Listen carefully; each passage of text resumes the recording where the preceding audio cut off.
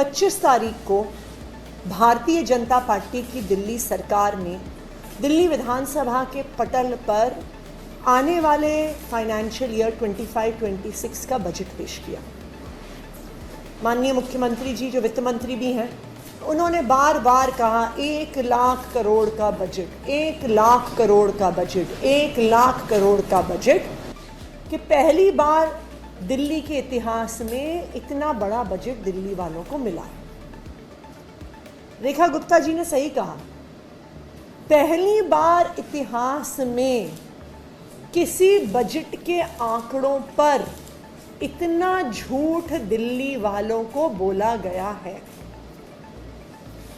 Bharatiya Janata party अपने जुमलों के लिए जानी जाती है, लेकिन आज तक भारतीय जनता पार्टी के जुमले अपने वादों पर होते थे कि हम 15 लाख देंगे, स्विस बैंक के खातों से पैसे लेकर आएंगे। वादों पर जुमले करती थी भारतीय जनता पार्टी, लेकिन अब बजट में पैसा कहां से आएगा उस पर भी भारतीय जनता पार्टी ने झूठ बोलना शुरू कर दिया है, जुमलेबाजी शुरू कर दी। 1 लाख करोड़ निराधार हवाई जुमला है। भारतीय जनता पार्टी की दिल्ली सरकार के पास 1 लाख करोड़ की आय ना है ना हो सकती है। इस 1 लाख करोड़ के आंकड़ों को मैं थोड़ा सा ब्रेक डाउन करूंगी।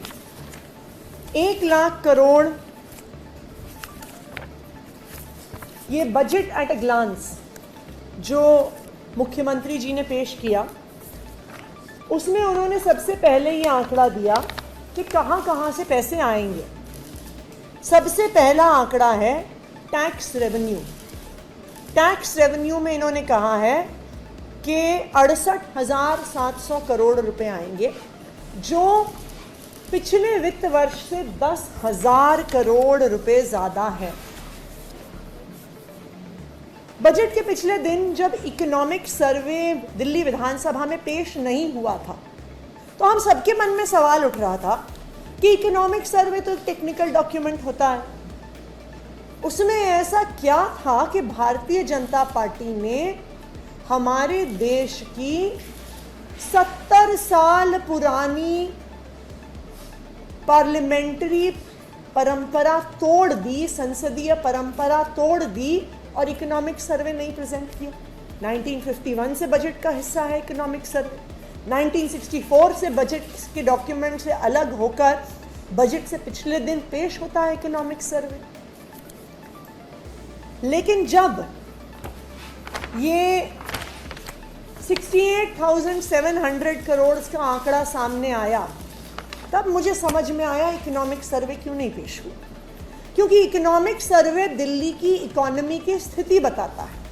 रियल एस्टेट सेक्टर कितना बढ़ रहा है, सर्विस सेक्टर कितना बढ़ रहा है, स्मॉल ट्रेडिंग कितनी बढ़ रही है, रिटेल कितना बढ़ रहा है, होलसेल ट्रेडिंग कितनी बढ़ रही है।